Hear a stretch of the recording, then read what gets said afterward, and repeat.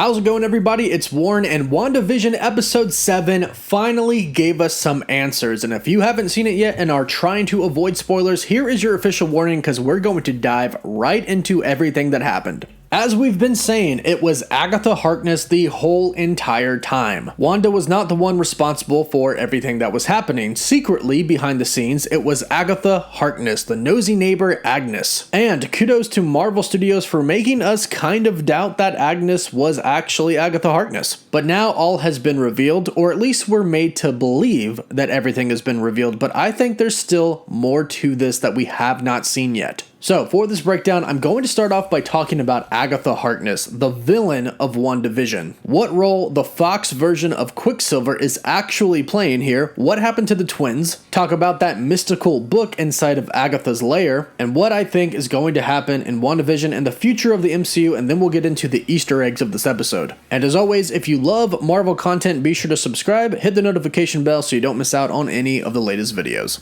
So, we were right the entire time. The AG in Agnes was part of Agatha, and the Ness in Agnes was, of course, Harkness. Now, Agatha Harkness is a very, very ancient witch. In the comics, she was old enough to remember 500 years before Atlantis sank to the bottom of the sea. So she's thousands of years old, which means she is very experienced in witchcraft. In fact, she was involved in the Salem witch trials, which took place in New Jersey, which they currently are at. And it looks like she's been there for a while since she has a massive lair underneath her basement. Now, of course, now the big question is, what exactly is Agatha's plan with Wanda? And what did she do to the twins? Well, it's very clear that Agatha wanted the twins from the beginning. Since the very first episode, Wanda was made to think about children. Then, of course, she was magically pregnant and had the twin boys. And Agatha was very involved in the whole entire process. And Agatha was controlling every other person that was talking to her about kids as well. And why did Agatha finally reveal herself to Wanda? Because she finally got the twin boys. When Wanda goes into Agatha's house and Agatha says she'll make her some tea, Wanda looks around and notices that the twins aren't there. They were there, she can see the eaten sandwiches that they once were eating, but they're not anywhere to be seen. Wanda asks where they are, and Agatha very intentionally tells her they're probably playing in the basement. This is because Agatha wants Wanda to go into the basement and see who she really is. She wants to reveal everything to her, furthering the point that this was all about the two kids the entire time. And her plan is complete, or mostly complete, now that she has the kids. So, what does she want with the kids? The Nexus commercial that we got in this episode is very revealing as far as what Agatha's actual plans are and what Wanda's role is in these plans. Now, the Nexus commercial is clearly about Wanda. It talks about if you are depressed, which we know Wanda was, you can take this Nexus pill that will anchor you back to your reality or the reality of your choice. But the commercial hints to what is about to happen. The commercial says that the side effects include feeling your feelings, confronting your truth, seizing your destiny, and possibly more depression. Now, this is what Wanda is about to do. The whole entire episode, Wanda has kind of been depressed. She's kind of stopped caring. She tells her kids that she doesn't really have any of the answers. She says, "I'd get up, but I don't want to." But then she confronts the truth that Agatha is actually the one in control of everything. But Agatha has a destiny planned out for Wanda, a purpose for Wanda that Wanda is about to confront. And that involves taking away her kids, which is why she is going to be depressed again. Now, the commercial is for Nexus. And a Nexus is a connection or a link to something, which is what Agatha truly needs and what she's getting from the twins. Agatha is not working alone. She is trying to bring somebody into our dimension or our reality, and she needs a nexus, a connection, or a link to do so. And that link is Wanda and her boys, because this goes back to what we've been saying for a very long time, since before WandaVision even premiered. And that is the villain is Mephisto, or some amalgamation and combining of him and Nightmare. Because as we know, the twins aren't Vision's kids. Wanda is magically pregnant. She doesn't get impregnated by Vision. Vision. That's impossible. He's a synthezoid. He's not human. So Wanda was impregnated by magic, just like she was in the comics. And what really happened was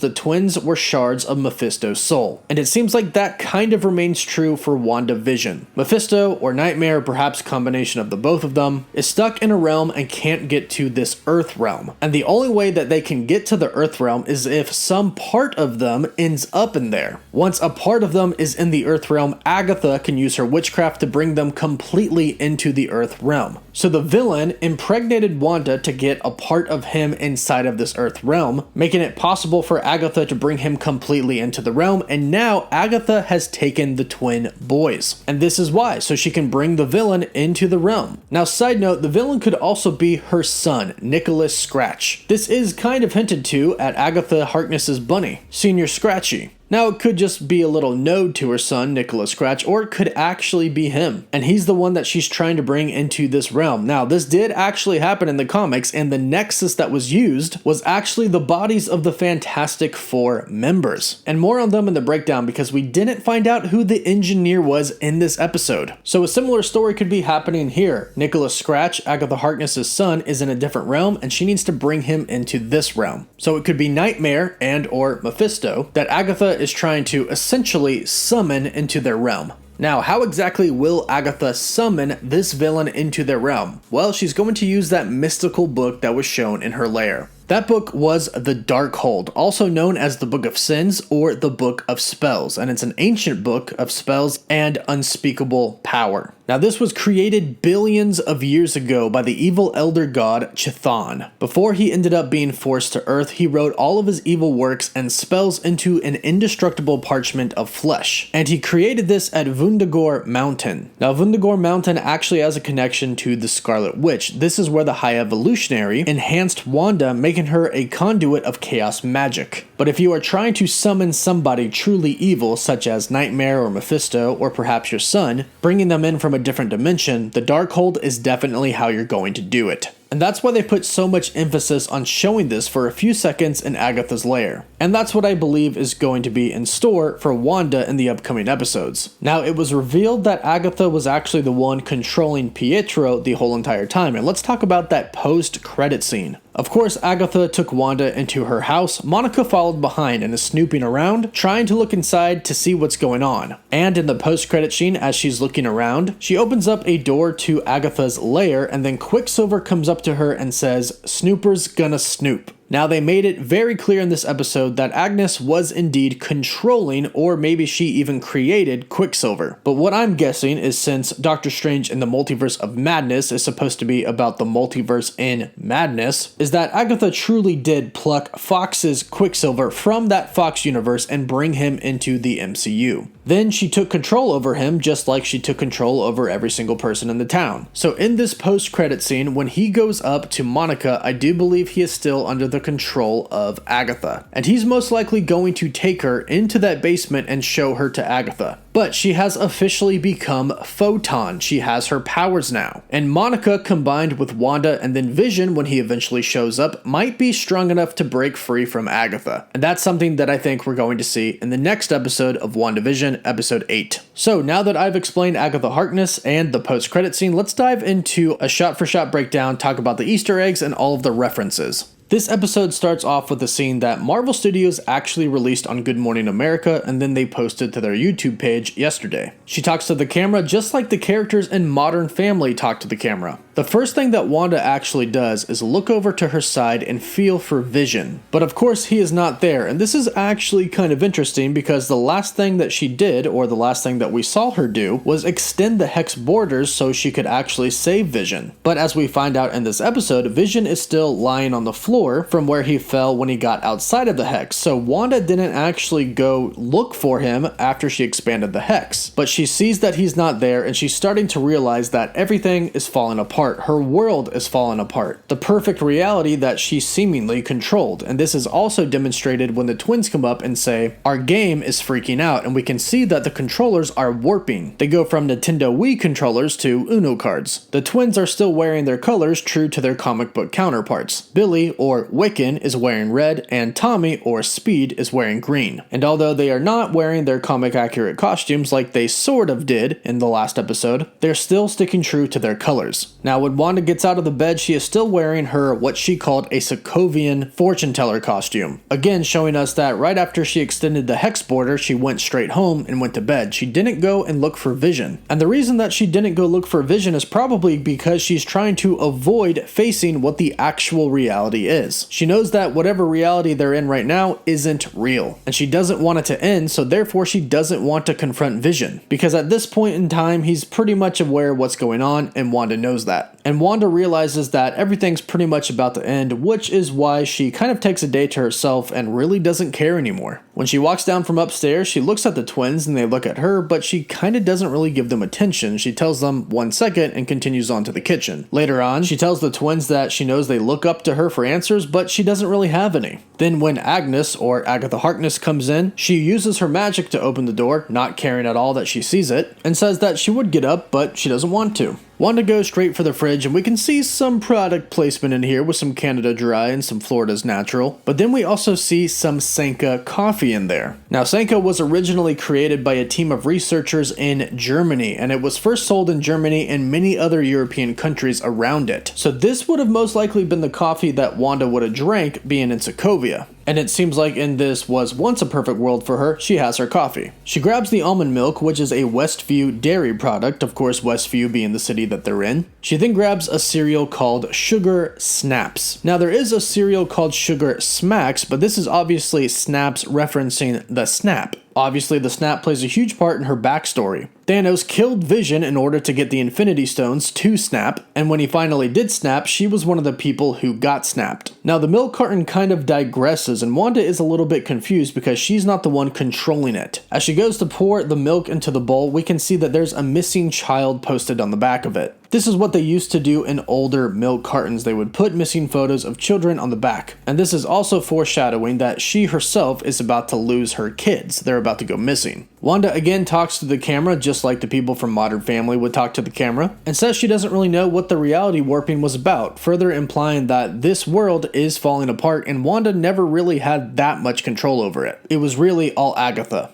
Then we get the best WandaVision intro that we've got so far, an Office intro. If you don't watch The Office and don't know The Office intro, go watch it right now on YouTube. Now, Randall Park, who plays Jimmy Woo, actually was in an episode of The Office, playing Asian Jim, playing a prank on Dwight. Obviously, the real Jim is John Krasinski, and of course, everybody's now trying to make the connection between The Office introduction, John Krasinski, and the introduction of Reed Richards into the MCU, who everybody believes is going to be played by the man himself, John Krasinski. Now, if John Krasinski is indeed playing Mr. Fantastic, this would be very, very meta and absolutely awesome for Marvel to do. But at the same time, remember, Marvel Studios is playing off of sitcoms for WandaVision, and we finally progressed into the 2000s, in which The Office and Modern Family were extremely popular television shows. Having said that, the engineer was not revealed to us in this episode, and could very well be Reed Richards, but more on that in a bit. The intro ends by saying WandaVision created by Wanda Maximoff, which at this point isn't really true because we know that Agatha was behind everything. But it also looks like Agatha was the one kind of making everything into a sitcom, so if Agatha was trying to convince Wanda that she was in control, she would say that it was created by her. Now in the next scene, we go to Director Hayward. He's accompanied by a colleague and they reveal that the signal is no longer active. They're no longer picking up the WandaVision series. Now this could be due to what Wanda did at the end of last episode, but it's more likely due to the fact that Agatha pretty much knows it's time to grab the twins and is no longer trying to keep the appeal of the sitcom style theme that they had going on. Or if the signal was coming from Wanda, it's very clear that she doesn't care anymore, so she's probably not broadcasting that anymore. Now, as Hayward is talking, he says, "We launch today." And all throughout the episodes of WandaVision, we learned that SWORD, which used to be Sentient World Observation and Response Division, is now the Sentient Weapon Observation and Response Division, is making sentient weapons. That's one of the reasons that Hayward had Vision. He was trying to make sentient weapons out of him. So when Hayward says launch, he's most likely referring to some type of a weapon, maybe even a different type of Ultron. It's very clear that they were dissecting Vision Vision, who was supposed to be Ultron. So if they've modeled their own weapon off of Vision using some type of AI, this could really be just a new form of Ultron. After all, Ultron can't really die. He's a computer. He exists within the internet. He can transfer his, what I'll call for a lack of a better word, consciousness into different robots and connections. So I'm betting that we haven't seen the end of Ultron in some way or shape.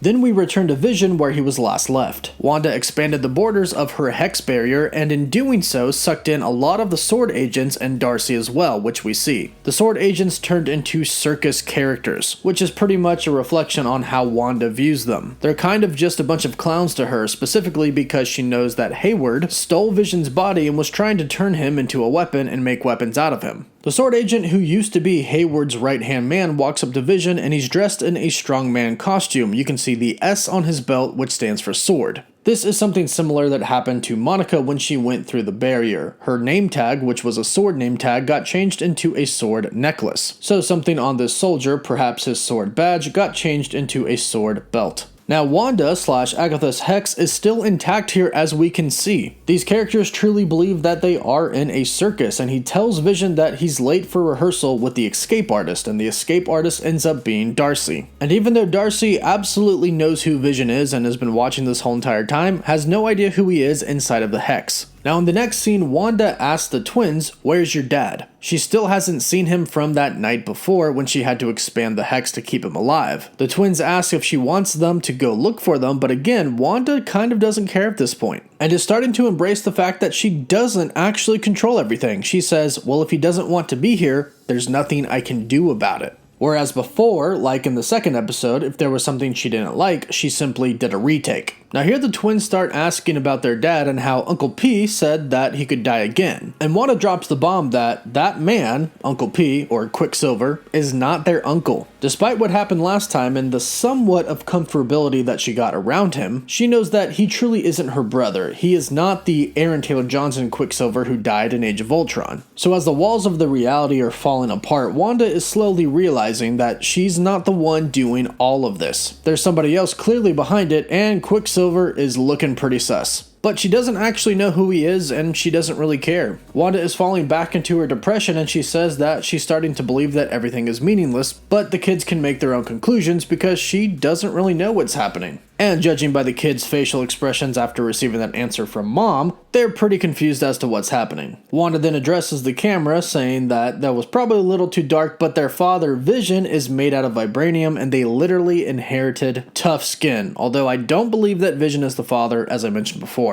Now, the all-too-convenient neighbor Agnes stops by right when Wanda seemingly needed her to. Wanda, without even looking at the door and knowing who's there, uses her magic to open it and says, "Hi Agnes, come on in." Then we start to get some very peculiar lines. Wanda said, "Agnes, you are a lifesaver," which is ironic because it seems like Agnes is kind of about to kill her twin boys. When Teyonah Parris, the actor who plays Monica Rambeau, was asked to describe the last 3 episodes of WandaVision, she did say that they were incredibly sad. And considering the fact that Agnes took the twins and Wanda can't find them, and she is actually Agatha Harkness, we could probably conclude that the twins are already gone or they might be soon. So Agatha is literally the exact opposite of a lifesaver. She asks Wanda to look at a mole on her back. Wanda gets a little freaked out, and Agatha says, "Boundaries, I get it." Now this of course is referencing the hex boundaries, which of course Agatha helped create, which is why she gets it. When they leave, Wanda looks at a plant to her right, and there is a note on this, but I can't make it out, so if anybody can tell what this says, be sure to let me know. But it all of a sudden changes, and just like everything else in the reality has been changing, it looks like it is digressing. It is going back in time. Everything kind of starts off as modern in the era that they're in the 2000s, but then it goes backwards. This represents her reality. She had this perfect reality where everything is exactly how she wanted it to be, but now it's about to go backwards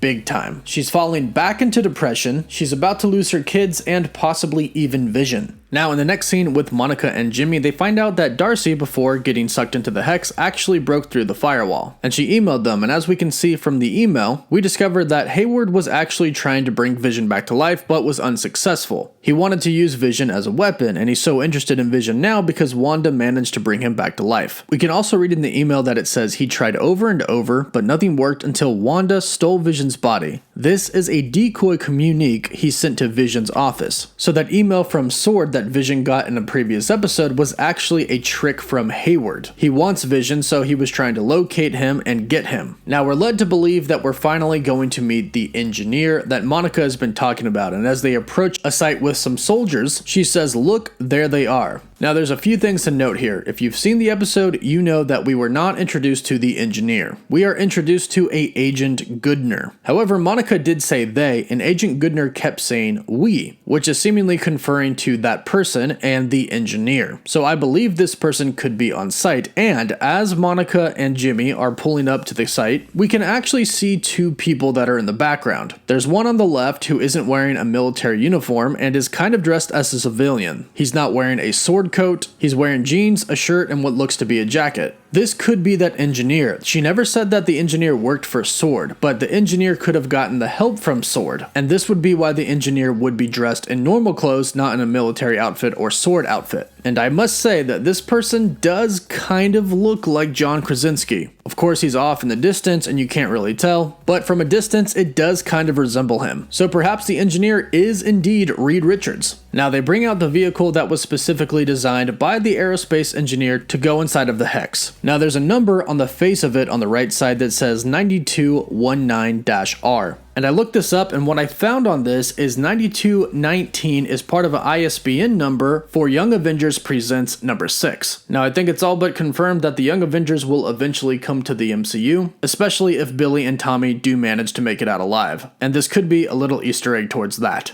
Now ultimately the vehicle can't get through and Monica manages to escape. However, she does decide to try and go through it herself, believing that she can make it through. And thanks to her newly found powers, she does make it through and she comes out the other side as the hero, Photon. And as she comes out, of course, her clothes got changed. And now she looks like the actual superhero Photon from the comics. Meanwhile, Wanda's reality is slowly falling apart, and she doesn't know what's happening. We have the Nexus commercial, which I talked about in the beginning, and it's tied to Agatha Harkness and possibly Mephisto, Nightmare, or her son, Nicholas Scratch. And Agatha has the twin boys. You can notice that she is no longer wearing her brooch or necklace that she's always worn. Some people have theorized that the brooch actually has her and the two kids on it. But when Wanda sees her later on, she does have it on, so perhaps this will be revealed in a later episode. She does, however, mention her husband, Ralph, again. And at this point in time, I think it's very clear that her husband is probably the villain I've been speaking about. Either Mephisto or Nightmare, and the reason that we haven't seen him yet is because he is not yet on this realm. He's not yet in our dimension, and that's what she's trying to do, and that's why she needs the kids.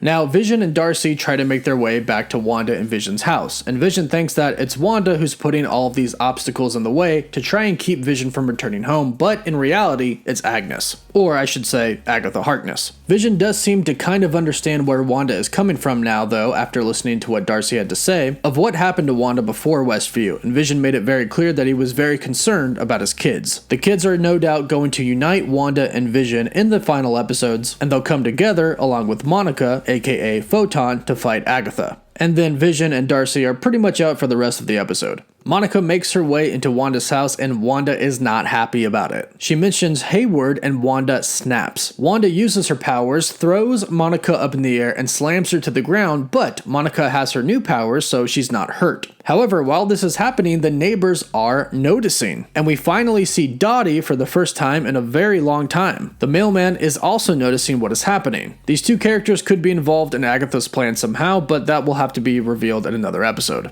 When Monica and Wanda are fighting, Monica says, "Don't let Hayward make you the villain." And she replies, "Maybe I already am." Now, at this point, she's led to believe that she is the one who created everything that is happening in Westview. However, she doesn't know how it all started. Agatha most likely started it, but Wanda believes it was her, so she believes she's the villain. And speaking of Agatha, she comes and interrupts. Agatha takes Wanda back to her house and Wanda is starting to notice that the children aren't there. She looks around to look for the kids and she spots an insect on the curtains. Now this insect isn't exactly a fly, but it does resemble one. And in the comics, guess who first appeared as a fly? The demon Mephisto. More proof that Agatha is trying to bring him into this realm. As I mentioned before, Agatha intentionally tells Wanda that she thinks the kids are playing in the basement, so Wanda will go into the basement and see her lair. Now, as Wanda walks into the main part of her lair, we see a lot of different things. And remember, Agatha is very, very old. She's thousands of years old. So some of these things are ancient. We see many different things, including what seems to be the skull of a ram, some ancient witch symbols on top of the archways, lots of different skulls collected, in some cases that seemingly have a red glow to them. Then of course we see the Darkhold that I explained in the beginning, its evil magic flowing out of it, and perhaps the biggest Easter eggs that we see here is the face of what is seemingly a demon on the pillars in her lair.